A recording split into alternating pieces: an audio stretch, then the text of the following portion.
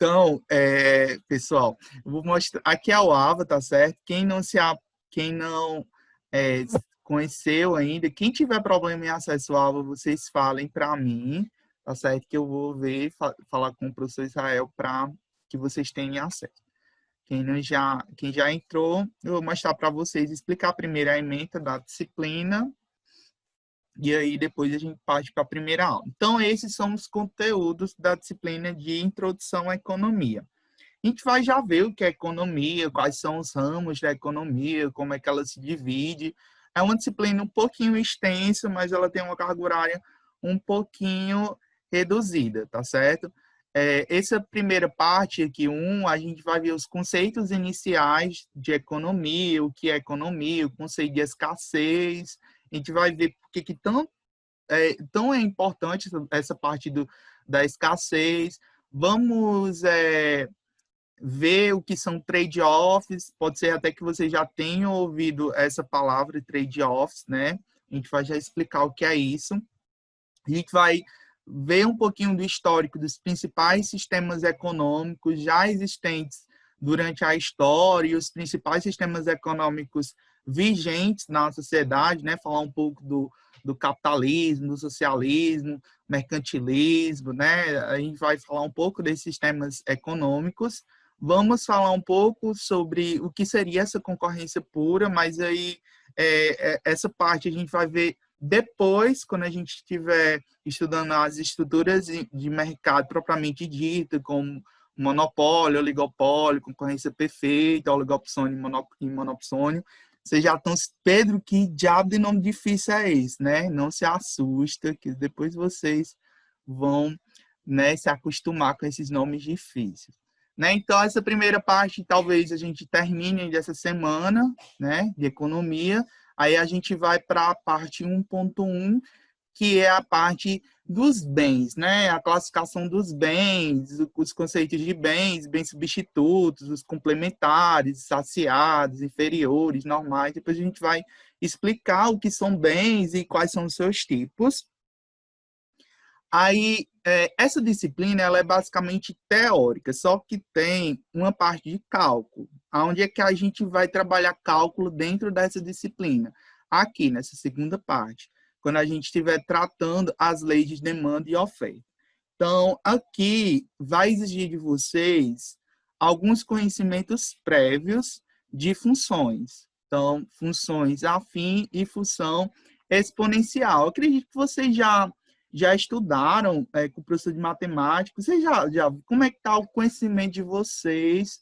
Vocês já viram, o professor de matemática de vocês já explicou o que é função afim, as funções afins, quadráticas, se não, queria que vocês me dessem esse feedback, porque aí, dependendo do que vocês me disserem, eu vou explicar do zero, explicar para vocês do zero, e aí, porque assim, a matemática, dentro do curso de finanças, é uma matemática aplicada, tá certo? Então, vocês já, são conhecimentos que vocês já meio que já eram para ter, e aí a gente vai só pegar o conhecimento e aplicar dentro da finança. Mas eu queria que vocês falassem um pouco desses conhecimentos de função afim e função quadrática. Vocês já viram isso nesse ano? Sim, não, vocês estão aí. Eu acho que eu não falei, mas eu tenho formação, tá certo? Eu tenho duas graduações, sou tanto formado em matemática, como também sou formado em administração. Então, tenho conhecimento na área de matemática. Helenice está falando que viu no nono ano, né? Alguns alunos falaram aí que viram no nono ano, porém tem um pouco de dificuldade, né? Mas é isso mesmo, a gente vai ver isso depois. Então, essa parte é mais... tem uma parte que é conceitual, mas essa parte de mercado é basicamente cálculo, tá certo? A gente vai ver praticamente cálculo, lei de oferta e demanda, a gente vai trabalhar muito com gráfico, tá certo? Eu vou ensinar para vocês como faz os gráficos, e aí eu vou ensinar para vocês também tanto como faz no caderno normal, que aí esse conhecimento, pessoal, é bom que ele já serve para o Enem, tá certo? É um conhecimento que vocês vão ter na disciplina que ele cai muito no Enem. Função de primeiro grau, função de segundo grau, cai muito em Enem, principalmente a parte dos gráficos. Então, é um conhecimento que vocês vão ter no curso técnico que vai servir, né, para o Enem. Aí vamos lá para a parte 3. A parte 3, a gente já vai ver as estruturas de mercado.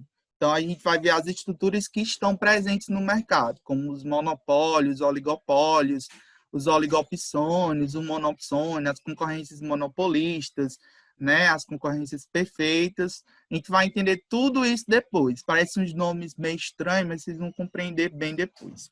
Tá certo? A gente vai já ver, né, que a economia ela se divide praticamente em. O Miguel está dizendo que eu estou falando grego. Parece que são muitos conceitos bastante diferentes, mas vocês vão entender depois. A economia ela se divide em duas grandes áreas: a microeconomia e a macroeconomia. A microeconomia ela vai se preocupar com questões mais voltadas às firmas e às empresas, tá certo? Então, ela vai se preocupar mais com o destino econômico das empresas individuais, certo? Já a macroeconomia ela vai se preocupar com questões mais centrais, mais amplas, tá certo? O próprio nome macro já nos dá uma pista de que são conceitos mais centrais. Então, a macroeconomia vai se preocupar mais com questões das taxas de câmbio, vai se preocupar mais com as políticas econômicas, creditícias, fiscal, certo? Vai se preocupar com aspectos mais ligados à inflação, ao PIB, né? O Produto Interno Bruto em si, né? A parte também de globalização, certo? Então, toda essa parte monetária que vai compor a macroeconomia. Aqui, só baixar um pouquinho, aqui nós temos já alguns arquivos para estudo. Nessa aula de hoje, a gente vai estudar esse primeiro arquivo, certo? Então, pretendo passar, são 6 laudos, a gente vai estudar esse primeiro arquivo, e aí, as próximas semanas, a gente vai estudar um em cada, né? Cada aula correspondente a um arquivo, e aqui você já tem uma atividade que eu vou mostrar ao final desta aula, tá certo? Alguma pergunta? Alguém quer comentar alguma coisa? A Lara falou que não viu muito no nono ano, mas está fazendo curso de matemática e estou começando a ver. Tá certo, Lara. Mas aí vocês vão estudar comigo, tá certo? Eu vou explicar desde o zero. Quem tem alguma dificuldade, eu vou explicar as funções e depois explico a aplicação dessas funções dentro da economia. Que aí não era para eu estar explicando, porque digamos que é um conhecimento que vocês já deveriam ter tido, né, no primeiro ano. Mas aí eu entendo a questão da pandemia, entendo essas deficiências aí que vocês estão tendo de conteúdo e a gente vai tentar, né, suprir essas deficiências. Esse material que eu compartilhei para vocês, não foi eu que escrevi, tá certo? Um material que eu utilizo, é um livro da UFC, certo? Da UFC Virtual. A gente vai utilizar praticamente ele em toda a disciplina, certo? Eu dividi, é um PDF bem grande, mas eu fatiei, tirei as partes principais para o nosso estudo, tá certo? E aí, ele começa com uma questão central, certo? Central dentro da economia, que é o que é economia. Eu vou até tirar aqui para vocês não pescarem. O que vocês entendem sobre o que é economia? Quando vem a palavra economia na cabeça, quando alguém fala de economia, vocês lembram de quê? O que vem na cabeça de vocês sobre o que seria economia? Vamos lá, um por vez. Vocês podem falar tanto no chat, como também habilitar o microfone. Vocês são livres. Vamos lá, um de cada vez. Não precisa ter pressa, não. E disse dinheiro, né? Pensa logo em dinheiro, guardar dinheiro, né? Economia, guardar dinheiro. Quem mais? Mas será que economia é só guardar dinheiro? Economizar, né? O Tiago disse economizar, ter controle, administrar dinheiro para não ficar pobre. Eu acho assim que tudo na escola tem uma ciência, então eu acho que a economia seria a ciência do dinheiro, tudo relacionado à gestão, economizar, ter controle, enfim. Igual aquela figurinha, né? Que eu mostrei para vocês da disciplina, né? Juntando até ficar mais. Na realidade, tem a ver, tá certo? Mas a economia, ela vai se preocupar com outras coisas, tá certo? Não é só economizar e não se preocupa só com dinheiro. Vamos ver, aqui, né, nessa versão textual, ela diz assim, que as pessoas lembram como se fala de economia, né? Alguns pensam logo em dinheiro, né? Colocaram aí, né? O Ian falou. Aí outras pessoas pensam em bolsa de valores, né? Vocês devem assistir jornal, e aí, no jornal, geralmente tem, né? Todo dia no jornal tem o dólar aumentou, né? O dólar tá meio caro, né? O dólar tá quase R$ 6. O dólar aumentou, a taxa de juros subiu, a taxa Selic caiu outra vez. O que é isso, né? João Elias colocou os grandes investimentos que trazem uma pessoa, que ajuda ela a ganhar capital e ficar mais visível no mundo econômico. Bom conceito, né, João Elias? Bom entendimento. E a gente vai ver também que a economia também tem a ver com investimentos, tá certo? Então, a gente vê, mesmo que vocês não tenham, né, mesmo que as pessoas não tenham conhecimento meio que técnico desta área, mas todo dia nós somos bombardeados com diversos conceitos da parte econômica, né? Todo dia no jornal vocês veem cotação do dólar, a inflação, o que é inflação, né? A inflação aumentou, a inflação diminuiu. Vocês já pararam para se perguntar o que cargas d'água representa isso, o que é inflação, o que é taxa de juros, o que isso influencia na nossa vida, o que isso influencia na vida de vocês, o que o dólar influencia. Vocês sabem que tudo isso influencia nas nossas vidas, o dólar, o fato de o dólar estar mais alto, o fato da taxa Selic estar baixa, o que isso influencia no dia a dia, na sua casa, né? Tudo isso a gente vai compreender. Tudo isso é interligado. A economia, ela é meio que muito complexa e ela influencia diretamente nas nossas vidas, tá certo? Então, continuando o texto, né? Diz assim: outros associam logo a mão de não gastar dinheiro, né? Economia, não gastar dinheiro, evitando despesa a todo custo, né? Como veremos a seguir, a economia possui um significado que vai muito além dessas concepções. Então, a gente vai ver que a economia vai muito mais além do que apenas isso. Mas, afinal, o que é economia? O que é realmente essa economia? O que é, né, Pedro, realmente economia? Você disse um monte de coisa, mas não disse nada. O que realmente é esse termo? Então, aí, conforme a palavra economia, né, ela vem do grego, né? Economia, né, de origem grega. O oikos, né, significa casa, e nomos significa governo. Em outras palavras, se a gente pegar só a palavra em si, o significado da palavra em si, economia significa governo, administração ou administração do lar, né, domicílio.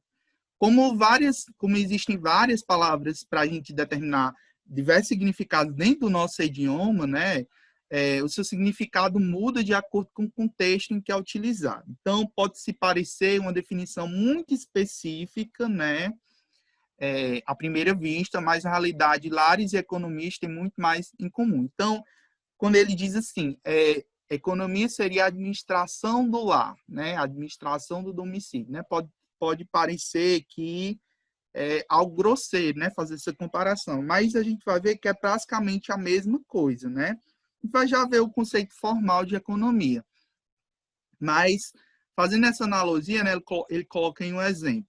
Uma casa, né, na sua casa, a sua mãe e o seu pai, né, ou mesmo você, durante todo o dia você se depara com muitas decisões a serem tomadas. Por exemplo, deve ser decidido que membros da sua família vão fazer cada tarefa, né, o que cada um recebe em troca, quem faz o almoço, quem varre a casa, quem lava a louça. Assim, cada membro da casa deve alocar recursos, né, escassos, levando-se em consideração habilidades, esforços e desejos de cada um. Além disso, deve ser decidido quanto deve ser gasto em valores monetários em cada uma das necessidades da casa.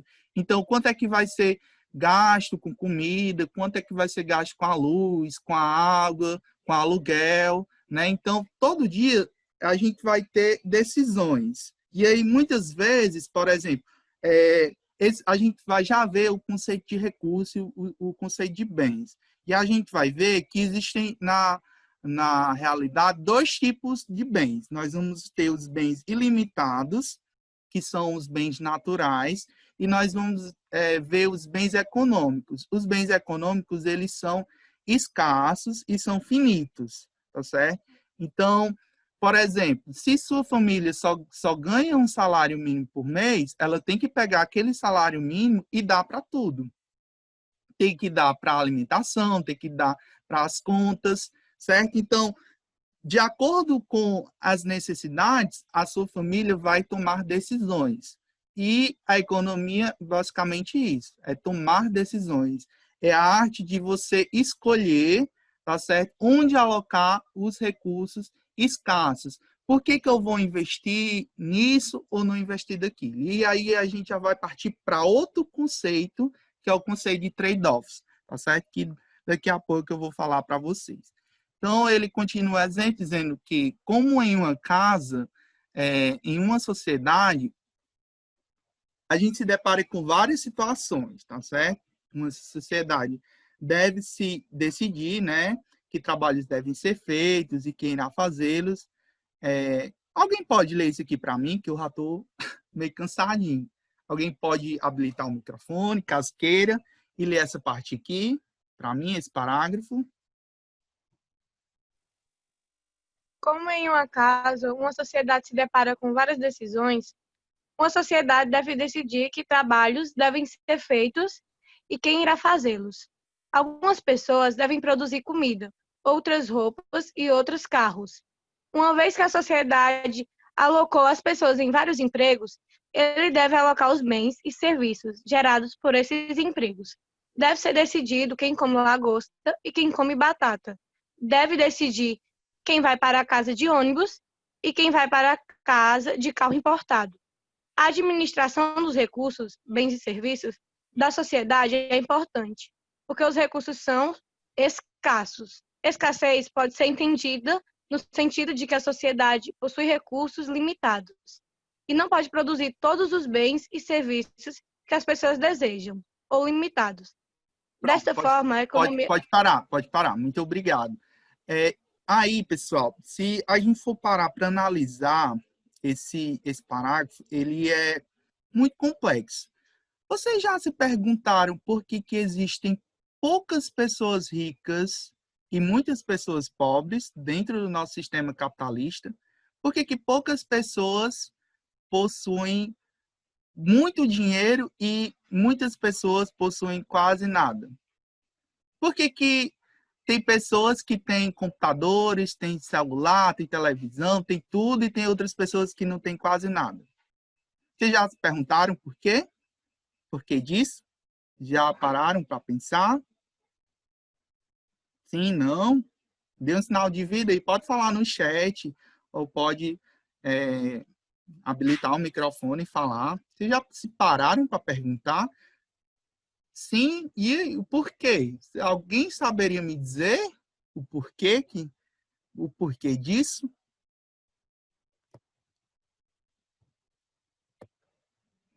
O porquê dessa desigualdade social? O porquê dessa má distribuição? Por que todo mundo não pode ser rico dentro do nosso sistema capitalista? Por que a gente precisa necessariamente de pessoas pobres? Oportunidade diferente, acúmulo de capitais, mas por que uma... Você já tem uma empresa que... Não sei se vocês já ouviram falar da Amazon. Vocês já ouviram falar da Amazon? Já ouviram falar de uma empresa? Sim. O dono dessa empresa é o Jeff Bezos. Ele é o homem mais rico do mundo, tá certo? O Jeff Bezos. A Amazon, ela entrou recentemente no Brasil, está com praticamente uns 5 ou 6 anos que ela atua no Brasil, e tem estudos recentes de que a Amazon já fechou praticamente mais de 100 mil empresas pequenas aqui no Brasil, certo? Então, para que vocês... o Jeff Bezos, ele tem uma fortuna praticamente de 100 bilhões de dólares. 100 bilhões de dólares. Tem até um vídeo que eu vou mostrar para vocês o quanto que esse número é tão absurdo, certo? Eu acho que nem se ele viver uns 400 anos, ele vai conseguir gastar o dinheiro que ele tem. Mas o que eu quero que vocês me respondam é o seguinte: por que que dentro do nosso sistema a gente tem essa disparidade tão grande, em que algumas poucas pessoas têm capitais tão grandes que a maioria tem capitais pequenas? O porquê? Eu queria... o Jabes Gabriel disse que é 189 bilhões. É mais do que o que eu disse, né? Então, por quê? A Giovana diz, tem pessoas com tão pouco que não dá para pagar nem as contas do mês. Exatamente. Mas por que disso? O que eu quero, onde é que eu quero chegar, né? O que eu quero que vocês me digam por quê. O porquê dessa desigualdade.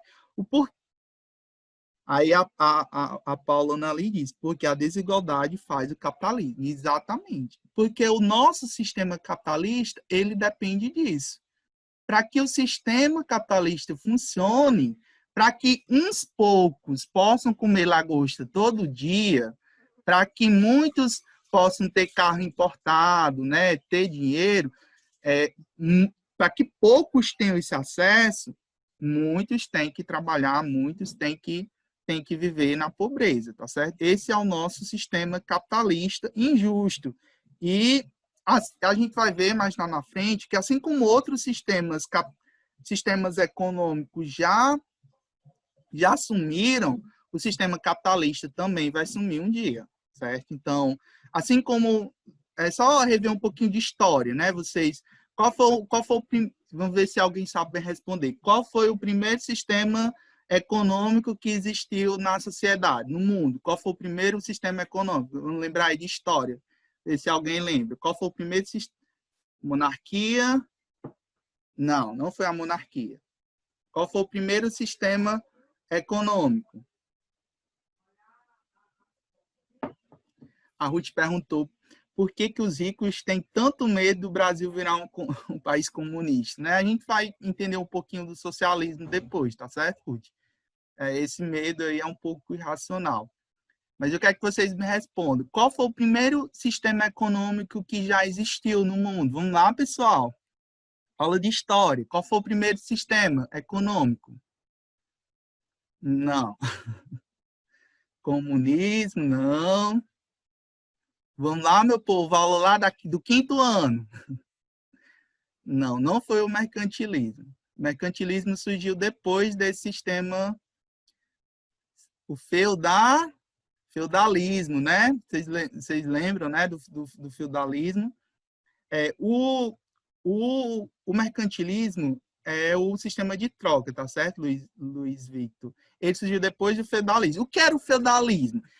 Antigamente, existiam os chamados senhores feudais, que eram aqueles grandes proprietários de terras, que eram os donos das terras, e aí existiam os camponeses que trabalhavam nessas grandes terras, e aí, por trabalharem nessas terras, eles tinham direito ao sustento, tá certo? Então, esse foi o primeiro sistema econômico, mas ele não deu certo, por quê? Porque foi se aumentando o número de camponeses, e aí os camponeses começaram a querer tomar as terras dos senhores feudais, e aí houve muitos conflitos na época, e aí foi preciso criar outro sistema econômico, que foi chamado mercantilismo. O que era o mercantilismo, então? O mercantilismo, ele era praticamente caracterizado pelo escambo, tá certo? O que é o escambo? Escambo é a troca, né, de materiais. Por exemplo, se sua casa plantava arroz e seu vizinho plantava feijão, então você, determinada quantia de arroz, comprava uma determinada quantia de feijão. Naquela época não existia até então o conceito de moeda, certo? Até então não existia a questão da moeda, E aí, depois, com o tempo, né, foi criar as primeiras moedas, né, e aí as grandes civilizações, como a civilização greco-romana, né, foram criadas as primeiras moedas, e aí, com base nesse mercantilismo, foi se criando outros sistemas, como o capitalismo e o socialismo, certo? Então, esses são os primeiros sistemas econômicos, né? O feudalismo, o mercantilismo e o capitalismo em si e o socialismo. A gente vai já entender qual a diferença entre capitalismo e socialismo. O capitalismo, como a gente vai ver, ele vai buscar a acumulação do capital, tá certo? Então, o capitalismo, ele se fundamenta basicamente na ideia de acúmulo de capital. E aí, para que umas pessoas consigam acumular capital, várias outras não tem como toda a sociedade acumular capital de uma forma igual. Por quê? Porque a gente vai ver que os capitais eles são finitos. Os bens e recursos eles são finitos. Então, imagine se todo mundo tiver a mesma quantidade. Não vai existir recursos no nosso planeta Terra para satisfazer as necessidades de todo mundo. Imagina aí se todos os países do mundo tivessem o mesmo padrão de consumo que os Estados Unidos. A gente tem pesquisadores que dizem que precisariam de quase 4 planetas terras com recursos para atender a população mundial, se todo mundo tivesse o mesmo padrão de consumo que apenas o país Estados Unidos, certo? Então, não tem recurso para todo mundo. Então, por isso que a economia ela vai voltar a essa questão, né, de bens escassos. E aí eu respondo por que poucas pessoas têm muito e muitas pessoas têm pouco, exatamente por essa questão da escassez, né, de recursos. E quem decide isso, certo? E quem decide que quem vai ter mais, quem vai ter direito a comer lagosta e quem não vai ter nem o que comer? Quem decide isso? Tá certo? Como eu falava no início, todos os sistemas econômicos, eles tiveram a ruína. O sistema capitalista, podem ter certeza, ele vai acabar um dia. E aí, Pedro, você está me dizendo que o capitalismo vai acabar? Vai. Quer que eu te dê uma prova? Eu vou te dar 2 provas que o capitalismo um dia vai acabar. Uma prova é a crise, a bolha. A gente já teve três grandes crises ao longo dentro do sistema capitalista. A primeira grande crise aconteceu em 1929, durante a quebra da Bolsa de Nova York, tá certo? Os Estados Unidos, não sei se vocês se lembram, alguém levantou a mão, acho que foi o João Elias. Quer falar, João Elias? Se alguém quiser falar, vocês podem habilitar o microfone. Acaba que eu falo muito e vocês não participam da aula. Alguém quer falar? Não? Ah, tá certo. Então, se alguém quiser falar, tá certo? Só habilitar o microfone que eu permito, tá certo? Essa aula não precisa ser apenas eu falando. Então, durante a nossa história, nós já tivemos algumas quebras, algumas grandes crises do sistema capitalista. A primeira grande crise aconteceu em 1929, durante a quebra da Bolsa de Nova York, certo? Essa quebra, ela ocasionou o fechamento de várias empresas, várias pessoas morreram de fome porque não tinham dinheiro, não tinham o que comer, tá certo? E gerou muita fome e desemprego naquela época, através dessa crise, né? Essa primeira grande crise de 1929. A segunda grande crise aconteceu recentemente, vai fazer 10 anos, praticamente. Foi 10 anos, não, tá com 12 anos, que foi em 1900, aliás, foi em 2008, durante a crise imobiliária, né, que assolou também os Estados Unidos, né? Os Estados Unidos ainda é a maior potência, né, mundial. E aí essa grande crise afetou os vários países que dependiam dos Estados Unidos. Então, foi um colapso, vários países foram atingidos. Um dos maiores países atingidos foi a Grécia.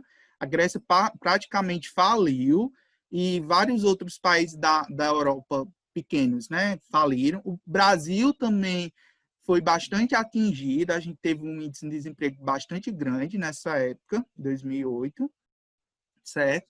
E a última grande crise, pessoal, econômica vai acontecer agora, tá certo? Em 2020 e 2021, com essa pandemia mundial do coronavírus. Não se engane, não. Já morreram 100 mil pessoas no Brasil de coronavírus e talvez morram mais 100 mil com a crise econômica que vai ocorrer a partir do próximo ano, tá certo?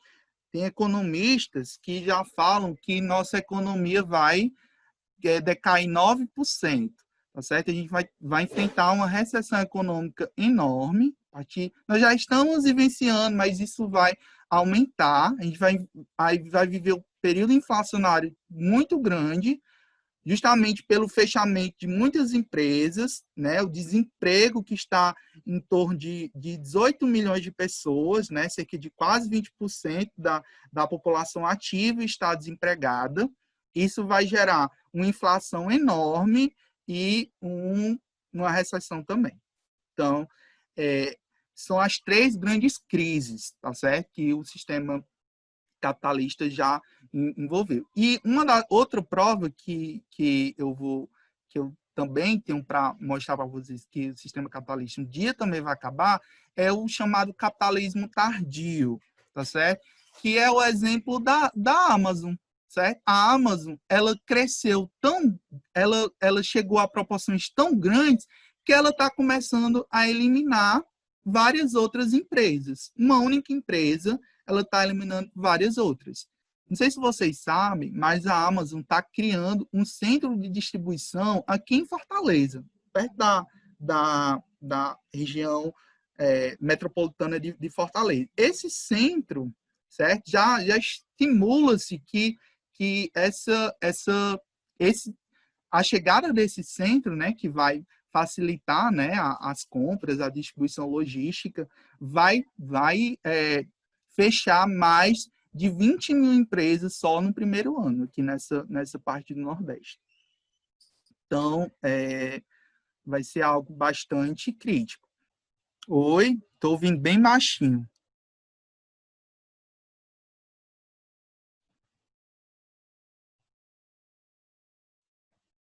Enfim, né, já que vocês não querem falar. Então, dentro disso tudo, né, que eu já falei, a gente, dessa forma, né, a economia, então, a gente viu um aspecto um pouco geral do que seria economia, e aí a gente parte para um aspecto um pouco mais científico, certo? Que é a economia como ciência. Então, a economia, ela pode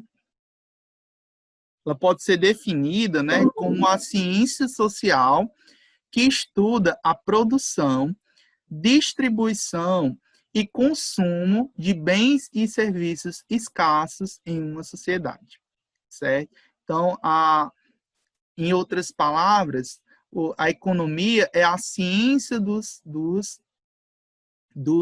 bens escassos, tá certo? Então, é basicamente isso. E o que seriam bens escassos? O dinheiro é um bem escasso? Porque não tem dinheiro para todo mundo, certo? Então, alguns vão ter muito dinheiro, algumas poucas pessoas vão ter muito dinheiro e muitos não vão ter praticamente nada, certo? Então, tem comida para todo mundo, certo? Tem comida para todo mundo no planeta? Talvez até tenha. Só que algumas pessoas vão ter mais acesso à comida do que outras. Enquanto muitas pessoas desperdiçam comida, várias outras, milhares de outras, morrem todo dia na África e em outros países do Brasil com fome porque não tem o que comer.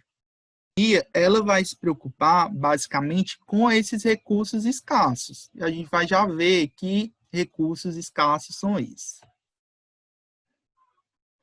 Então, outra definição seria, né, a economia é uma ciência social que estuda o comportamento humano como uma relação entre bens e serviços escassos que possuem uso alternativo. Então, outra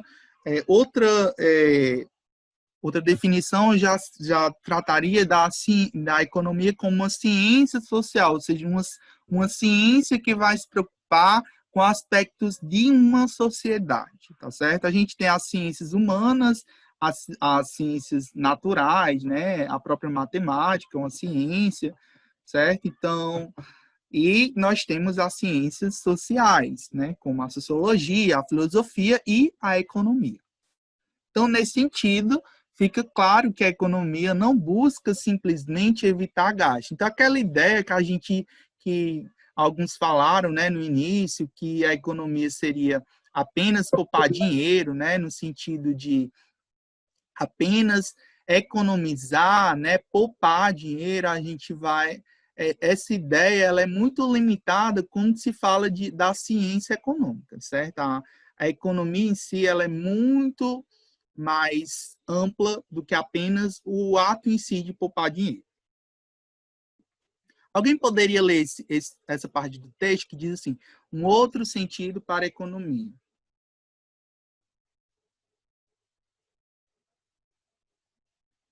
Alguém pode ler? Eu posso ler.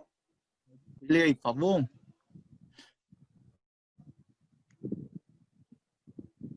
Pedro? Pode ler. É porque eu não consigo ver quem está falando quando está compartilhando a tela. Pode ler. É Laiane. Pode ler, Laiane. Um outro sentido que existe para a palavra economia é a que descreve os mercados de uma sociedade. O mercado pode ser entendido como um conjunto de compradores e vendedores de um bem ou serviço. Todos nós compreendemos quando dizem a economia do país será afetada. Isto é, todas as interações entre pessoas descritas acima podem ser resumidas apenas pela palavra economia. Assim, economia descreve tanto o conjunto de mercados de uma região como a ciência que o estuda. Mas como vimos das definições e veremos no decorrer do curso, a economia como ciência estuda aspectos do comportamento das pessoas e da sociedade que vai muito além disso. Então, obrigado, Daiane. Então, aí, pessoal, a economia, ela também vai se preocupar com as relações entre compradores e vendedores. Em toda sociedade, a gente vai ter certos agentes que têm alguns tipos de bens e outras pessoas que têm outros tipos de bens. E aí, para que, por exemplo, vamos dizer que eu seja na minha casa, né? Se a gente pensar no sistema mercantilista um pouco mais arcaico, vamos dizer que na minha casa produz arroz, meu vizinho produz feijão. E aí, o elemento de troca, que antes seria o escambo, né, a troca em si de uma mercadoria pela outra, hoje em dia a gente já utiliza outro meio de troca, que seria a moeda. E a própria moeda em si já está perdendo o uso, tá certo? A própria moeda em si, hoje a gente já utiliza outras ferramentas, como as transações, né, por meio da internet, as transferências eletrônicas, o próprio cartão, né, o cartão de débito, o cartão de crédito, né? Hoje eu praticamente no mês eu praticamente não utilizo praticamente papel moeda. Eu prefiro utilizar o dinheiro em plástico, né? O cartão é bem mais seguro do que andar com dinheiro, né? Com dinheiro papel moeda. Então, se você pensar, hoje em dia, nem o cartão daqui a uns dias nem vai existir mais. Tudo vai ser feito pelo celular.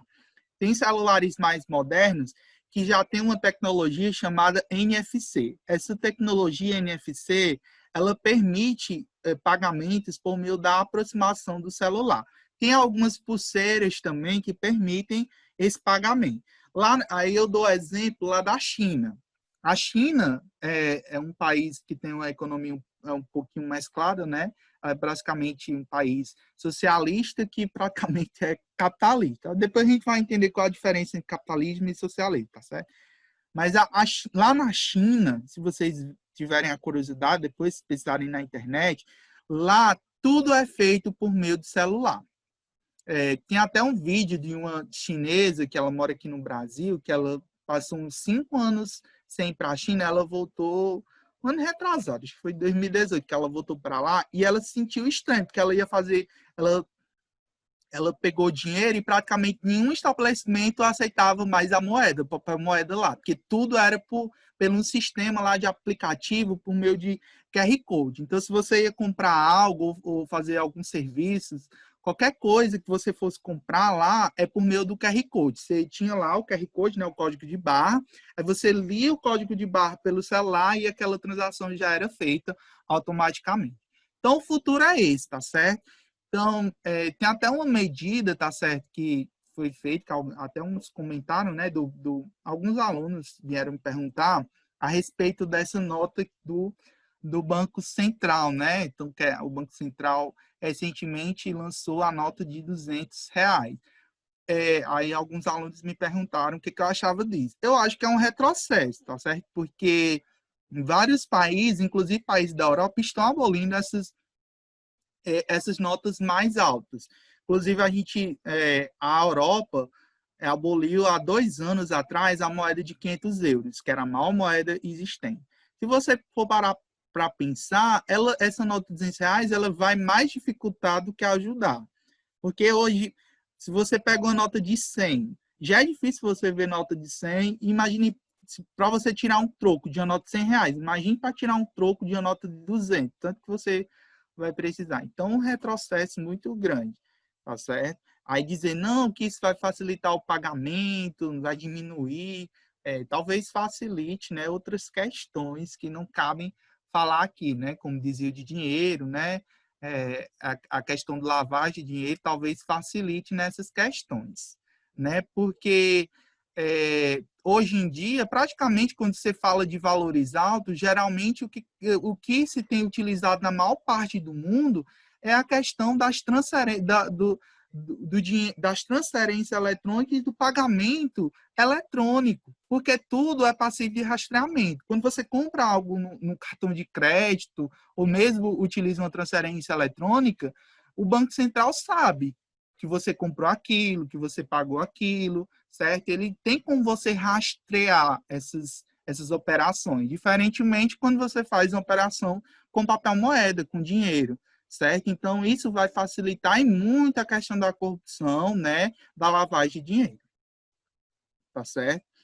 E aí, você já tem aí 2 exercitando, né? Que eu vou já mostrar os exercícios, né? Que depois vocês vão responder, né? O que vocês entendem, né? Por economia, né? De acordo com o que foi discutido, né? Para vocês darem a definição, enfim. Isso aqui depois eu vou comentar sobre esses exercícios. E aí nós temos os conceitos fundamentais de economia. Alguém pode ler? Outra pessoa? Já estou com minha voz doendo.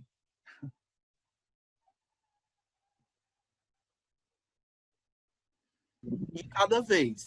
Para que possamos seguir em frente no estudo de economia, devemos nos familiarizar com alguns termos que os economistas costumam usar. Como vimos na discussão anterior, a economia trata de recursos escassos ou limitados. Por essas limitações, os agentes econômicos devem realizar escolhas. Quando uma pessoa decide comprar um carro, ela deve decidir quanto pretende gastar, dado a quantidade de dinheiro que possui. Quando o empresário decide construir uma fábrica, ele precisa decidir sobre o tamanho da planta e o número de empregados que vai contratar, entre essas coisas. Quando os agentes realizam essas escolhas, elas se deparam com recursos limitados, visto que não é possível atender todas as necessidades dos indivíduos. Quando uma pessoa compra um carro, ela está abrindo mão de comprar várias outras coisas. Desta forma, torna-se evidente que existe um custo nessa decisão. Os economistas definem isso como custo de oportunidade. A gente vai ver que o custo de oportunidade nada mais é do que um trade-off, tá certo? Não sei se alguém já ouviu falar nesses termos, trade-offs, custo de oportunidade. Antes disso, obrigado, viu, Ruth, por ter lido. Alguém já ouviu falar nesse termo, custo de oportunidade, trade-offs? Não? Então, o que seria esse custo de oportunidade? Eu vou dar um exemplo básico de custo de oportunidade. Aliás, nem de um custo de oportunidade, de um trade-off. Vocês hoje de manhã fizeram um trade-off incrível. Em vez de vocês dormirem, né, ficar mais um tempo dormindo, ou ficar mexendo no celular, ou tá jogando, ou fazendo outra coisa, vocês escolheram estar assistindo a minha aula. Ou em vez de vocês estarem agora fazendo qualquer outra coisa, vocês estão assistindo a minha aula. Então, vocês preferiram obter conhecimentos que vão servir vocês para o futuro. Em vez de vocês escolherem um curso de informática ou curso de agronegócio ou curso de mecânica, vocês escolheram estar cursando um curso de finanças. Querendo ou não, foi uma escolha, foi um trade-off. O que é um trade-off? É uma situação conflitante, tá certo? É algo que você vai ter que escolher. Você vai ter opções e você vai ter que escolher. O custo de oportunidade é você abrir mão de uma coisa em detrimento de outra. Então, o que é melhor para você? Ficar dormindo ou estar assistindo a aula? Tá jogando algo ou tá lendo um livro? Comprar isso ou comprar aquilo? Comprar um carro ou comprar uma moto? Comprar uma casa? Investir nisso ou investir naquilo? Seria melhor eu investir esse dinheiro na poupança ou no outro tipo de renda fixa, ou na bolsa de valores? O que é melhor? Ou eu comprar uma casa e revender? Ou comprar um terreno? Ou mesmo comprar um porco, pegar uns porcos, criar, revender esses porcos depois, ou aplicar. O que seria? Tudo isso é custo de oportunidade. É quando você... esse é o custo da escolha, certo? Em outras palavras, o custo da oportunidade é o custo da escolha. Então, quando você abre mão de uma coisa para outra, é um custo de oportunidade, tá certo? Que o custo da oportunidade nada mais é do que um trade-off. Trade-off é uma situação conflitante, você vai ter que escolher uma coisa ou outra, e o custo de oportunidade é o custo de você, né, de se abrir mão de uma coisa para ter outra. Tá certo? Então, vocês fizeram um custo de oportunidade incrível, tá certo? Eu tenho certeza absoluta que vocês não vão se arrepender de terem escolhido o curso de finanças, tá certo?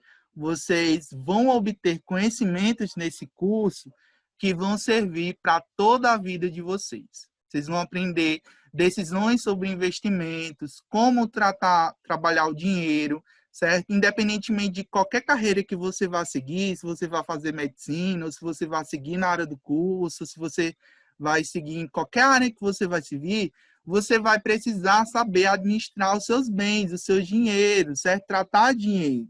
Então, podem ter certeza que esses conhecimentos serão muito caros e serão muito bem utilizados por vocês no futuro. Então, o que vocês acabaram de fazer, mesmo sem saber, foi um custo de oportunidade. E aí, como medir esses custos de oportunidade? Como eu saber qual escolha tomar? A economia ela vai se preocupar com isso, certo? Uma das questões centrais da economia é isso, é saber alocar os recursos escassos. Então, na economia, a gente sempre vai ter que lidar com dessas situações conflitantes. Então, o que seria para o ministro da Economia, né, para o presidente? O que seria correto nesse momento? Aumentar a taxa de juros? Diminuir a taxa de juros? Né? O que a gente vai entender, o que esses termos, o que a taxa de juros influencia no que, tá certo? A gente vai entender isso no futuro, né? Nessa disciplina e em outras também, tá certo?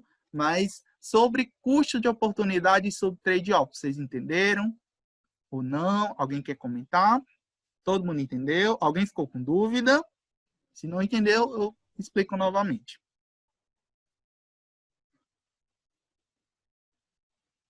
Todo mundo calado. Vocês entenderam? Entendi. Sim. De boa. Pronto. Então aí, a outra pessoa, lê aí essa parte aí. Até esse momento. Até o momento, discutimos sobre economia, nos referindo a bens e serviços. Mas o que são bens e serviços? Quando falamos sobre escassez, implicitamente estávamos considerando que as pessoas precisavam dos bens e serviços. Essa necessidade é o que define um bem ou um serviço. Um bem é todo objeto que possui utilidade para alguém e um serviço é toda atividade feita que é útil para alguém. De uma forma geral, podemos definir bens e serviços como tudo que supre as necessidades das pessoas. Então, aí nós já temos uma definição, né? Então, um bem é tudo que é útil para uma pessoa. Então, se um carro é útil, ele é um bem, ele serve para algo. A gente vai ver que os bens, eles têm os tipos, né? Nós temos três, basicamente, acho que 5 tipos de bens. 5 tipos de bens. Os bens livres, bens econômicos, bens de capital, bens de consumo e os bens intermediários. O que seriam os bens livres? Alguém lê aí para mim, por favor? São úteis e existem em quantidade ilimitada e podem ser obtidos sem nenhum esforço na natureza. Exemplo, luz solar, o ar, o mar e etc. Então, esses bens aí, por enquanto, eles ainda são livres. Então, por exemplo, o ar, vocês estão respirando aí gratuitamente, ainda vocês ainda não estão pagando pelo ar que vocês estão respirando. Por enquanto, tá certo? Pelo menos daqui a uns 100, 200 anos, ninguém sabe se o ar vai ser um bem livre. Mas, por enquanto, o ar ainda é um bem livre. A luz solar, ninguém paga para ter luz solar. Todo dia, né, você tem a luz solar, você ainda não paga por ter ela, né? É um bem de graça. A água do mar também, né? É uma água que você tem livre, né? Você não paga, né, para usufruir da água do mar. Já a água potável que vocês estão bebendo aí, que vocês bebem, você já tem um custo, né? Você já paga a água para ter acesso a ela, né? Pelo menos a água potável, né? A água limpa, né? Encanada, vocês pagam para ter acesso a ela. Então, esses bens livres, eles existem em quantidade ilimitada, né? Ilimitada, e podem ser obtidos sem nenhum esforço na natureza, tá certo? Entendido? Bens econômicos, outra pessoa.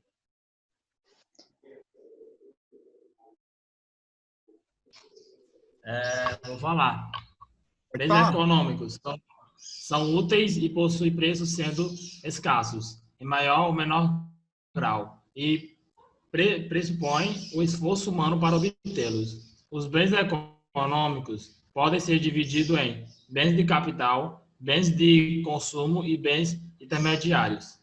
Então, os bens econômicos, eles são escassos, certo? Eu não tenho uma quantidade ilimitada deles.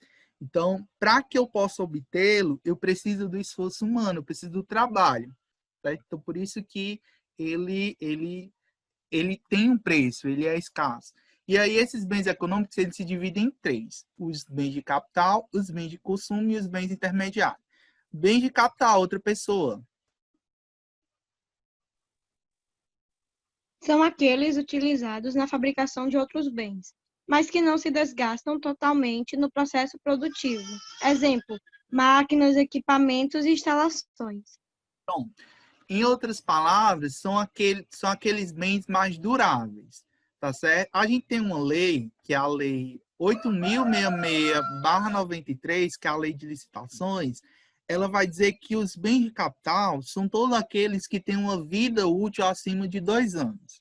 Então, tudo que tiver uma vida útil acima de 2 anos é considerado um bem de capital, certo? Então, máquinas, equipamentos, instalações, tudo é um bem de capital. E o bem de consumo? Outra pessoa. Destinam-se diretamente ao atendimento das necessidades humanas de acordo com sua durabilidade. Podem ser classificados como duráveis, geladeiras, fogões, automóveis, ou como não duráveis, alimentos, produtos de limpeza. Então, os bens de consumo são aqueles que vão estar diretamente atendendo às necessidades humanas, certo? São aqueles bens, pode ser tanto duráveis como bens não duráveis. Então, uma geladeira, um fogão, um automóvel, os não duráveis, alimentos, produtos de limpeza, então são todos aqueles bens que a gente consome, tá certo? Alguma dúvida entre bens de capital e bens de consumo? Alguém não entendeu? Então, bens de capital são aqueles bens que são utilizados na fabricação de outros bens, né? Então, máquinas, equipamentos, instalações, né? São bens que vão ser usados para fabricar outros bens. E eles não se desgastam totalmente no processo produtivo. Bens de consumo, pode ser duráveis ou não duráveis, tá certo? Duráveis são aqueles que têm uma vida útil um pouquinho maior, né? Geladeira, fogão. E os não duráveis, a questão dos alimentos, produtos de limpeza, etc. E nós temos ainda os bens intermediários. Alguém pode ler? Eu leio. São aqueles que são transformados ou agregados na produção de outros bens e que são consumidos totalmente em processo produtivo. Insumos, matéria-prima e componentes. Então, os bens intermediários são aqueles bens que são utilizados para transformar outros bens. Como, por exemplo, vamos a um exemplo que vocês estão pegando aí, né? O celular, por exemplo. Para que esse celular seja composto, você precisa de uma tela, você precisa da bateria, né? Você precisa da câmera, né? Esses componentes, eles são fabricados em partes diferentes, de muitas vezes em locais diferentes, em fábricas diferentes, e depois eles são agregados em um único produto, tá certo? Então, os bens intermediários são aqueles bens que vão ser transformados em outro produto, em outra matéria-prima, tá certo? Então, entendida essa questão dos bens? Sim, não? Alguma dúvida?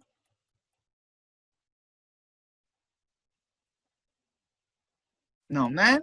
Então, se alguém tiver dúvida, você fala. Então, aí nós vamos para a questão dos problemas econômicos básicos. A economia, ela vai ter 3 grandes problemas básicos, né? Quem pode ler essa parte aí? Nas bases de qualquer comunidade se encontra sempre a seguinte trindade, ou seguinte tríade de problemas econômicos básicos. O que produzir? Isso significa quais os produtos deverão ser produzidos: carros, cigarros, café, vestuários, etc. Em que quantidades deverão ser colocadas à disposição dos consumidores? Como produzir? Isto é, por que serão os bens e serviços produzidos? Com que recursos e de que maneira o processo técnico? Para quem produzir, ou seja, para quem se destinará a produção, fatalmente para os que têm renda. Pronto, obrigado, Miguel. Só até aí. Muito zoado por causa da construção. Não tem problema. Então, na economia, para todas as empresas e todos os sistemas econômicos vão se preocupar basicamente com esses 3 problemas básicos. O que produzir? Produzir tal produto, outro produto, certo? Então, sempre a gente vai ter esse problema básico. O que é melhor? Produzir arroz ou produzir feijão? O milho, o soja? O que é melhor?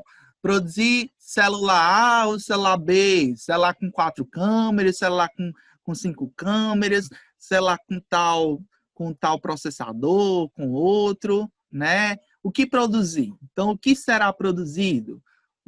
Café, cigarro, vestuário, certo? Então, esse é o primeiro problema básico. O que produzir? Por que isso é um problema básico? Porque a gente não tem recursos limitados. Como eu já havia falado, os recursos eles são escassos, eles são limitados. Então, esse é um problema básico. O primeiro, saber o que vai se produzir. Sabendo o que eu vou produzir, aí eu vou me preocupar com outro problema. Como produzir? Ou seja, que ferramentas, que meios, que recursos serão utilizados para que eu possa fabricar ou produzir aquele produto, certo? E depois eu vou ter que me preocupar, se eu produzir algo, aquele produto ele vai ter que ter uma serventia, porque eu não vou produzir algo para ele não ter uma utilidade. Então, se eu estou fabricando isso, eu estou fabricando para quem? Para quem que vai utilizar aquele produto? Para quem se destinará aquela produção? A maioria dos produtos, eles vão ou atender uma necessidade ou um desejo de uma pessoa, E aí eu pergunto para vocês, qual a diferença entre necessidade e desejo? Quem poderia me responder? Pode ser no chat ou pode ser no microfone. Quem tiver vergonha de falar, Eu pois que... acho que necessidade é uma coisa que a pessoa realmente precisa e desejo é aquilo que a pessoa quer, mas ela não precisa. Não sei. Exatamente. Exatamente. Vocês precisam, por exemplo, vocês precisam de um celular, certo? É uma necessidade. Mas vocês desejam ter um iPhone. É um desejo. Então, necessidade, ter o celular. Mas eu desejo ter um iPhone porque é um celular melhor. Então, desejo. Vocês precisam de um caderno. Uma necessidade, ter um caderno. Mas eu quero um caderno sei lá, da Luluzinha. Então, é um desejo seu, tá certo? Então, necessidade, existe realmente uma necessidade daquele produto para suprir uma demanda sua, tá certo? Então, você realmente precisa daquilo para um determinado fim, tá certo? Já o desejo ele é tido como algo mais específico, mais supérfluo, certo? Então, é um trade-off que você tem, que dependendo, você pode escolher um produto similar que vai ter a mesma serventia, tá certo? Então, optar por um produto em detrimento de outro vai ser um desejo seu e não uma necessidade. Então, esse trade-off dessa questão necessidade e desejo, ele vai ser muito influenciado pela questão das posses econômicas que você vai ter, tá certo? E da questão, tanto das posses, você tem um dinheiro, da questão também da disponibilidade física. Então, por exemplo, eu posso citar o meu exemplo. Eu fiquei, praticamente, não sei se vocês sabem, mas eu fiquei meu celular quebrou no mês de junho. Aí eu fiquei praticamente sem celular. Fiquei mês de junho. Aí eu tinha um celular antigo, aí ele ainda estava prestando, eu estava utilizando ele. Só que, não sei se vocês sabem, mas a gente está vivendo uma crise muito grande, tá certo? A gente está com dólar altíssimo e a gente está com inflação altíssima e tá tudo caro, tudo subiu de preço. E celular nem se fala. E aí, como eu pretendo ter um celular, como eu pretendia, né? Porque, no caso, eu já comprei. Eu pretendia ter um celular, pelo menos, que me atendesse pelo menos 3 anos. Eu queria, pelo menos, um celular um pouquinho, né? Um pouquinho mais avançado, tivesse, pelo menos, algumas funções boas. Então, foi um trade-off que aí... se, por exemplo, se eu precisasse se eu tivesse, por exemplo, se a gente não tivesse nessa pandemia e realmente a gente tivesse um ensino presencial onde precisasse do celular todo dia, ou seja, eu tinha, por exemplo, eu tinha um celular que estava me atendendo basicamente porque eu conseguia mexer, tipo, eu conseguia acessar o WhatsApp pelo computador, então estava me atendendo, tá certo? Então, eu poderia esperar para comprar um celular pela internet, certo? Então, eu preferi comprar um celular na internet do que comprar um aqui na cidade de Có, com menos recursos e mais caro. Foi um trade-off um pouquinho difícil, porque se eu comprasse aqui, eu ia ter um modelo mais caro e com menos funções do que eu teria se eu comprasse pela internet. Só que comprando pela internet, no caso, eu tive que esperar praticamente um mês, né? Quase 40 dias para o celular chegar. Então, são certas escolhas conflitantes que vai depender muito dessas duas variáveis, necessidade e desejo. Necessidade, eu preciso de um celular, porque eu preciso me comunicar com as outras pessoas. Mas eu preciso de um celular, mas eu tenho o desejo que esse celular tenha certas características. E aí, o que vai ser, né? Eu preciso daquela necessidade ser suprida. No caso, para mim, foi uma dificuldade muito grande, certo? Atender esse desejo meu de ter um celular melhor, eu sofri bastante, tá certo? Porque realmente eu necessitava do celular. Então, a nossa vida é feita de escolhas. Vou já passar um vídeo para vocês que fala muito sobre isso. A nossa vida, a economia, basicamente, é feita de escolhas, tá certo? Então, ter que decidir entre necessidade e desejo são escolhas bastante difíceis de se fazer, tá certo? Compreendida essa questão dos problemas econômicos básicos. Então, outra pessoa lê aí. É muito fácil essa parte, é muito fácil compreender. Às vezes eu penso que eu estou sozinho, que vocês não falam. Alguém lê aí, por favor, essa parte, enquanto eu bebo água.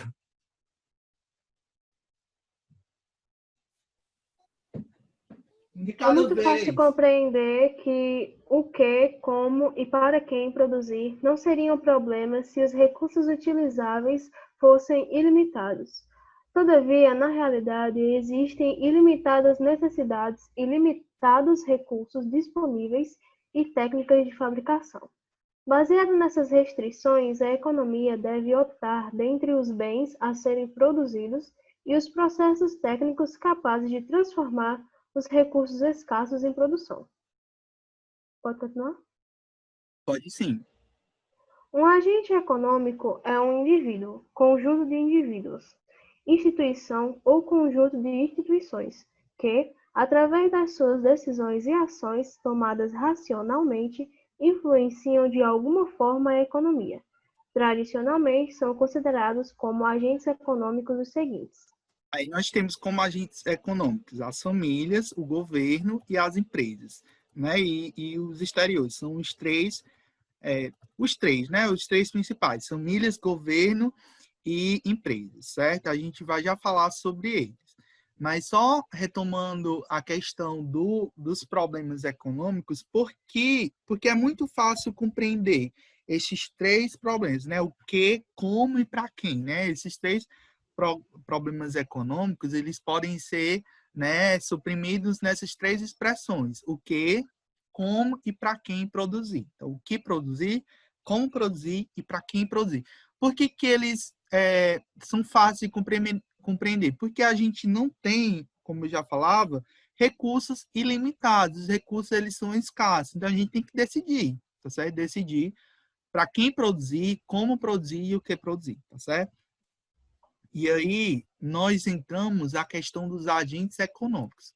Existem três agentes econômicos básicos, né? Que são as famílias, as empresas e o governo. Todos os indivíduos e unidades familiares da economia e que, no papel de consumidores, adquirem os mais diversos tipos de bens e serviços, ativando o atendimento às necessidades.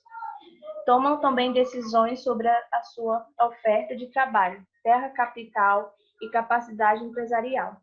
Recebem em troca, respectivamente, com pagamentos, salários, aluguéis, juros e lucros. E é com a sua renda que compram os bens e serviços produzidos pela empresa. Pronto. Então, as famílias são todas aquelas unidades familiares, né? Que ela tem basicamente o papel de consumidor. Então, ela vai adquirir bens e serviços, né, atendendo às suas necessidades.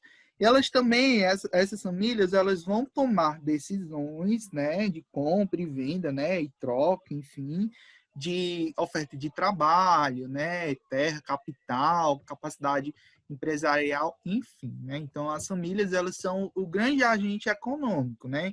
Quando, por exemplo, as famílias, quando a gente tem, basicamente, como hoje, nós temos um dado, tem dado do IBGE, que praticamente, ano passado, nós tínhamos de 12 milhões. Hoje esse número subiu para praticamente 18 milhões de pessoas ativamente, economicamente ativas estão desempregadas. Cerca de 18 milhões de pessoas no Brasil estão desempregadas hoje. Então, quando uma pessoa, um agente, no caso, uma pessoa está desempregada, o que ocorre? Ele não compra, certo? Por que ele não compra? Porque ele não está recebendo salário. Se ele não compra, a empresa não vende. Se a empresa não vende, aquela empresa não vai fabricar mais aquele produto, porque ela não vai necessitar mais daquele tanto de vários produtos, porque tem pouca gente comprando. Se aquela empresa não está comprando não está vendendo aquele produto, ela não vai necessitar de outra empresa que revende para ela, ou seja, de outra empresa em que ela comprou as matérias-primas. Então, percebam que nós temos toda uma cadeia econômica que vai ser influenciada por apenas um único indivíduo que está desempregado ou por cerca de milhões de pessoas que estão desempregadas no país.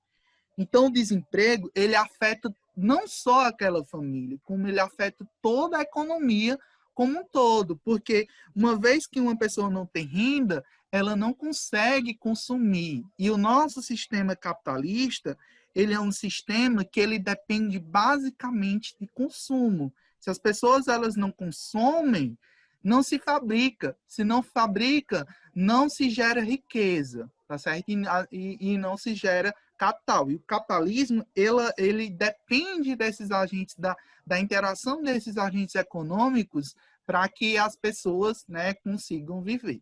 Certo? Então, se o sistema ele fica doente, se alguma dessas três partes não está bem, o sistema começa a ficar doente e aí a gente tem as crises. Tá certo? Então, as famílias é um dos principais agentes econômicos dentro da economia. Outro agente muito importante são as empresas. Alguém pode ler aí a parte das empresas?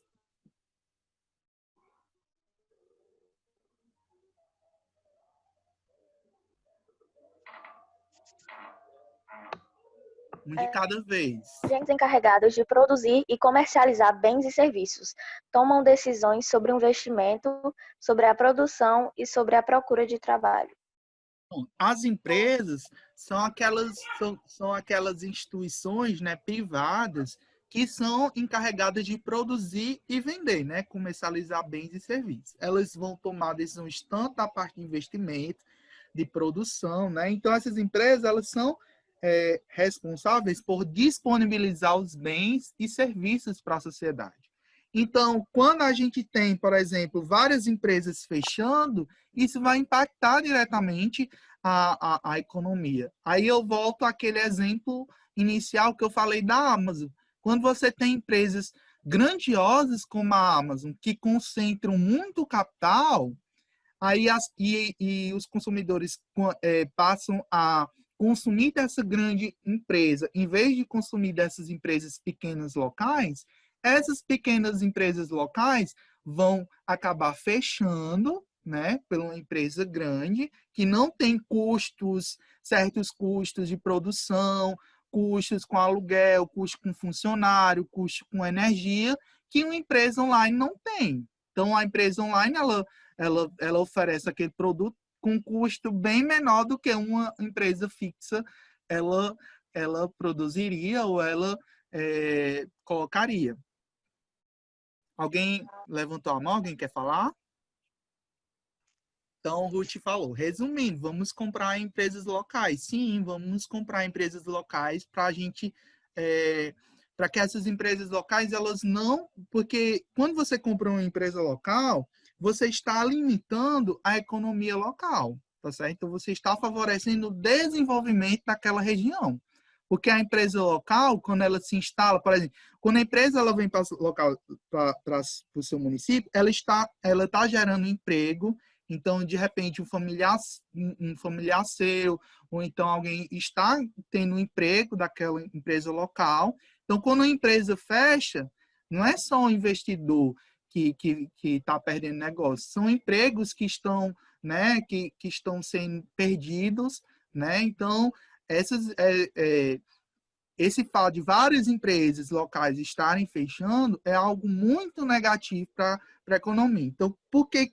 Aí volta aquele alerta que eu falei. Por que nós estamos numa crise muito grande do sistema capitalista se romper? Porque nós temos dois agentes. Quando é que o sistema econômico ele entra em crise? Quando um desses agentes econômicos está em crise. Então, nós temos aí, no caso, eu já falei de dois, né? Dois agentes econômicos que estão em crise. As famílias estão em crise, porque nós temos vários bilhões de desempregados. As empresas estão em crise, né? Então aí estão fechando porque não tem capital de giro, né? Não tem não estão vendendo, tá certo? Então aí você tem um segundo agente econômico que está praticamente em crise, e aí nós vamos para o terceiro grande agente econômico que também está em crise, que é o governo, que é outro agente econômico muito importante. Alguém fala aí, lê aí a parte do governo. Todas as organizações que direta ou indiretamente estão sob o controle do Estado tomam decisões de consumo, de investimento e de política econômica.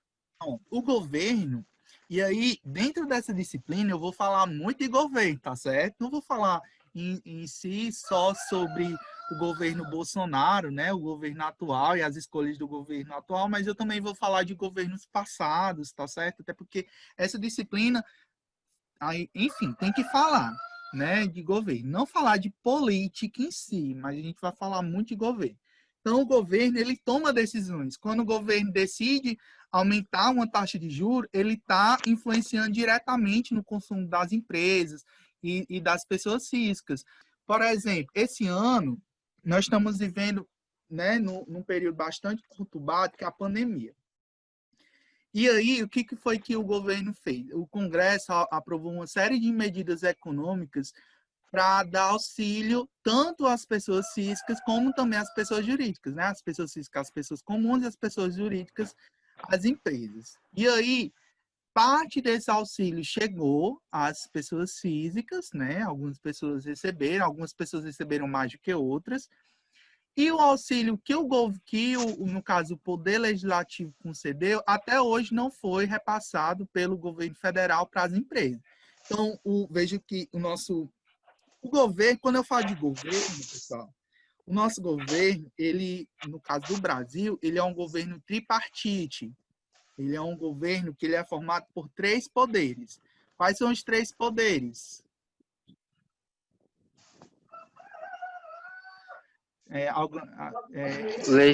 Legislativo, judiciário e executivo.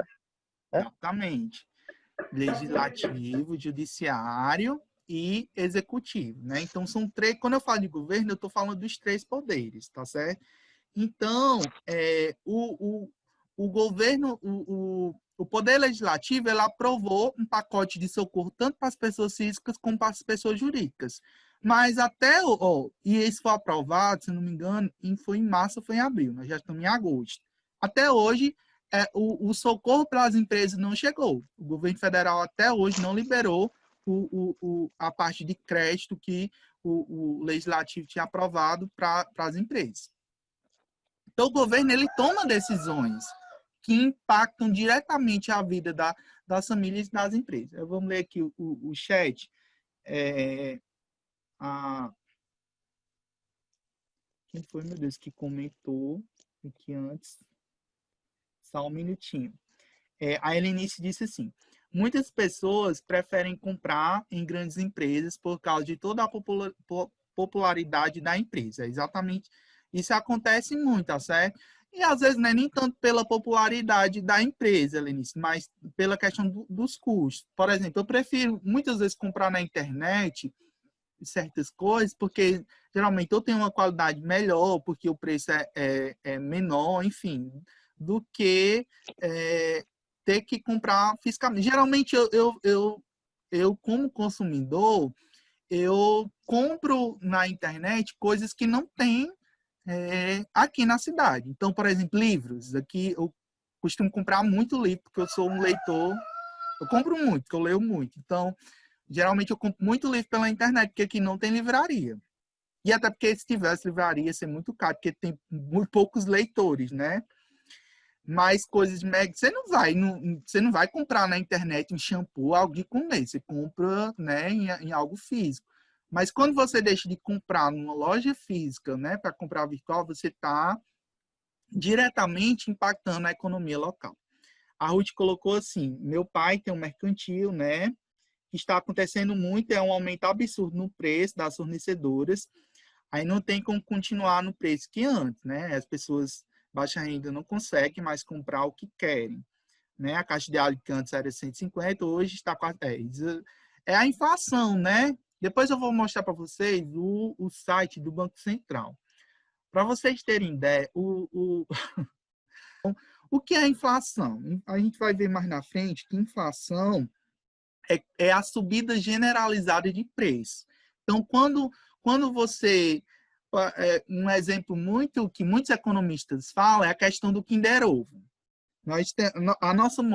Durante a história, o Brasil já teve várias moedas, né? A gente já teve o cruzeiro, cruzado, né? A nossa moeda atual, ela existe desde 1994, né? O plano real existe desde 1994. Então, em 1994, não sei se vocês sabem o Kinder Ovo, que é tipo um chocolatezinho em formato de ovo. Em 1994, você conseguia comprar um Kinder Ovo por R$1, certo? O Kinder Ovo custava R$1 em 1994. Se você for hoje em qualquer mercantil, em alguns mercantis, o Kinder Ovo custa em torno de uns 11 a 12 reais. Então, o que em 1994, com R$1 dava comprar, hoje você precisa de 14 reais. Então, é isso que a gente chama de inflação, é a perca de valor da moeda. Então, se antes você conseguia comprar um Kinder Ovo com R$1, hoje você precisa de 10, de 12 reais para poder comprar o mesmo Kinder Ovo, certo? Então, tudo está mais caro. Se você antes, há 2 meses atrás, você precisava de R$150 para comprar uma caixa de alho, agora com a pandemia você está precisando de 300. Então, o que é isso? A moeda está perdendo o valor. Certo? A nossa moeda ela está desvalorizando. Isso vai gerar uma crise muito grande. Certo? Vai gerar uma depressão muito grande em nossa sociedade. Certo? Essa questão da inflação e da perca. Tá certo? Alguém quer comentar? Vocês estão aí falando no chat? Tá tudo caro. Aí, nós vamos para os 2 grandes... tá terminando a aula. Nós vamos para as 2 grandes... A economia ela vai se dividir em 2 grandes partes, que é a macroeconomia e a microeconomia. Alguém pode ler essa parte do texto? Vamos lá, alguém? Pode ler. Então, tá. Dentro da economia, da ciência econômica, existem diversos campos de estudo. No entanto, de uma forma bastante abrangente, os economistas costumam dividir em 2 grandes campos de estudo: macroeconomia e microeconomia. Macroeconomia trata do comportamento da economia como um todo, com períodos de recuperação e recessão. A produção total de bens e serviços da economia e o crescimento do produto, as taxas de inflação e desemprego, balança de pagamentos e taxa de câmbio. Trata ainda com as flutuações a curto prazo que constituem o ciclo de negócios, políticas fiscais, monetárias, cambiais e creditícias. Lida com o estoque de dinheiro em circulação, a balança comercial, variações nos preços e salário, exportação, importação e etc. Pronto, a gente vai ver depois o que significa tudo isso, tá certo? Eu explico já. E microeconomia? Outra pessoa, para a gente ter mais participantes.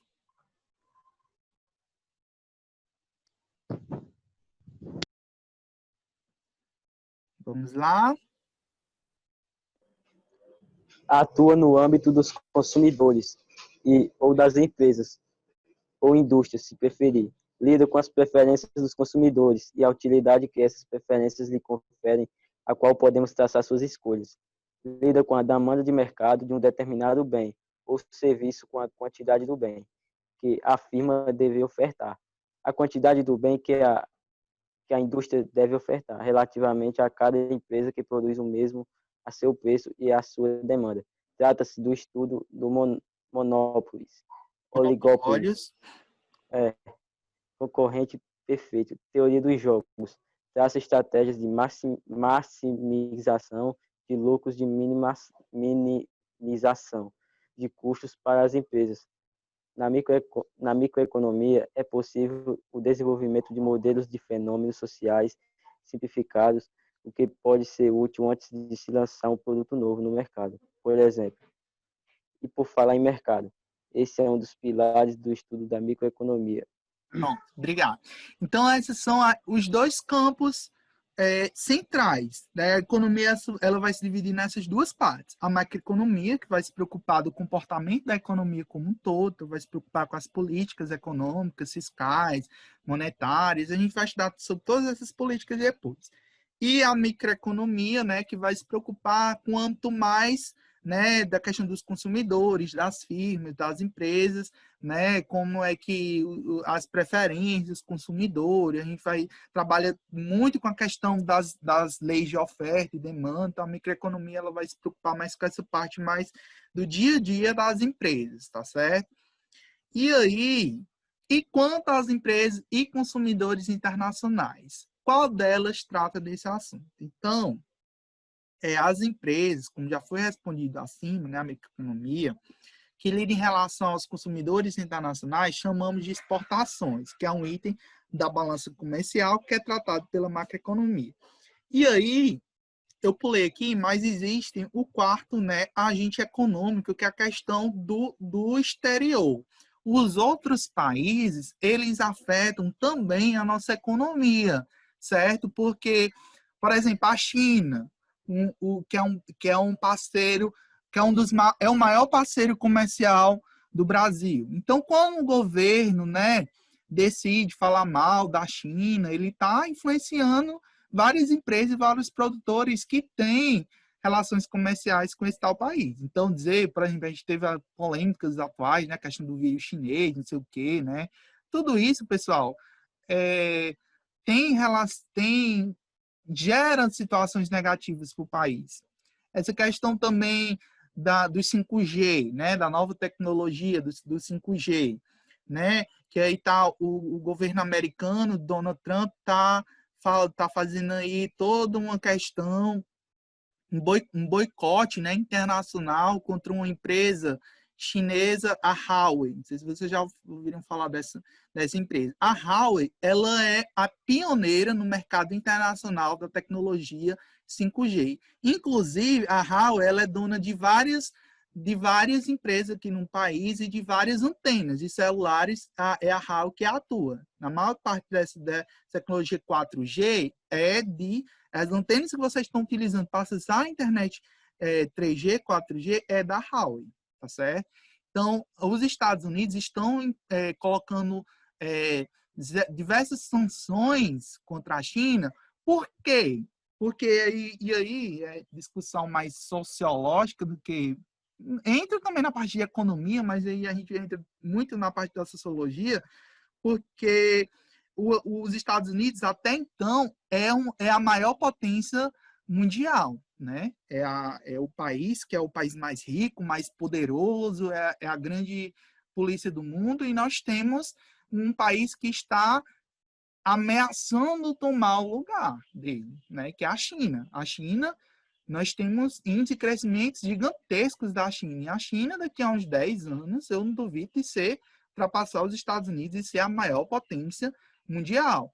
Então, para vocês terem só ideia, a tecnologia da Huawei, ela está 10 anos mais avançada do que a tecnologia de empresas da Europa que os Estados Unidos está querendo comprar em vez da tecnologia da Huawei.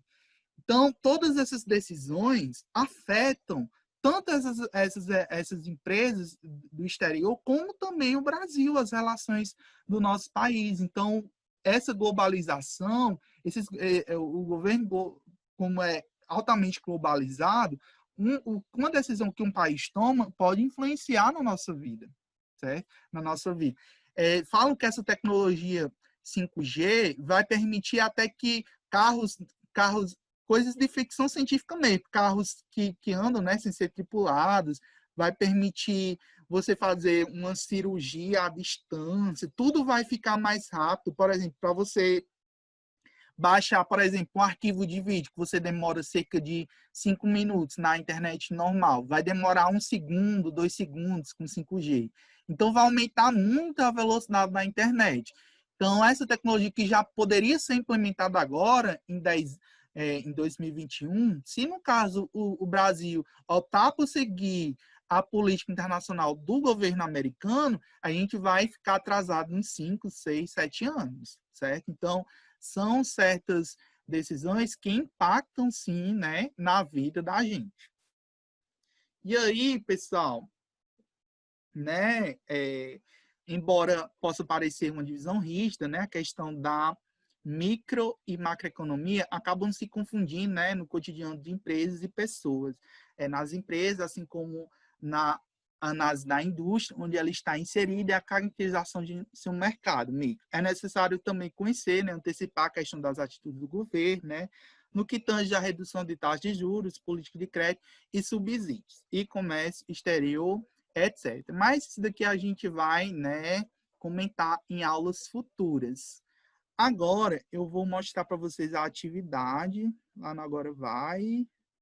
Então, vocês têm uma atividadezinha, né, que é a atividade 1, que aí ele já está disponível, que ela diz assim, ó, a primeira questão pede que você diga o que você entende por economia. Eu quero que vocês falem com as palavras de vocês, tá certo? Não é para vocês copiarem a definição que está na apostila, não. Então, vocês falam com o entendimento de vocês, o que vocês entenderam, né, sobre economia, e vocês devem dizer isso em pelo menos 15 linhas. 15 linhas de caderno, tá certo? Eu estou colocando aqui 15 linhas do caderno. Então, você vê aí o que dá. Se eu fazer pelo Word, você vê aí o tamanho que vai dar. A segunda pergunta diz assim, de acordo com o que foi discutido até aqui, com seus conhecimentos prévios, né, crie uma definição para economia. Aí você pode até perguntar, Pedro, é a mesma coisa? Não. A primeira eu quero que você diga o que você entende por economia. E a segunda eu quero que você crie o seu próprio conceito de economia, certo? Diante de tudo que já foi falado em quase 2 horas de aula. Então, você vai dizer, né, o que você entendeu sobre economia. A terceira, eu quero que você liste as 5 principais empresas, no caso da região. No caso da região aqui, Có, Oroz, né, Iguatu, vocês podem listar as 5 maiores empresas, né? 5 empresas e vocês vão dizer como é que essas empresas afetam na economia, né, da cidade, da região. Como é que essas empresas afetam positivamente ou negativamente na economia, certo? A quarta, explicar com suas palavras os diferentes tipos de bens, né, relacionando aqueles bens que eu falei, né, bens livres e tal. A quinta, né, pergunta quais são os principais problemas econômicos, aqueles 3, né, e eu quero que você comente, né, traga um comentário desses 15, né, um comentário de 15 linhas explicando esses 3 problemas, como é que eles se interagem, né, na sociedade. E a sexta e última, eu quero que você explique com suas palavras as diferenças entre macro e microeconomia. Pessoal, vocês têm alguma dúvida dessas questões aqui? Querem perguntar alguma coisa? Não entenderam o que está sendo proposto? Pedido nessas perguntas? Professor, a apostila vai estar disponível na plataforma? Ela já está disponível, tá certo? Já está lá no AVA. E a atividade é para ser enviada já na próxima segunda, dia 17. Então, vocês têm até segunda-feira, dia 17, até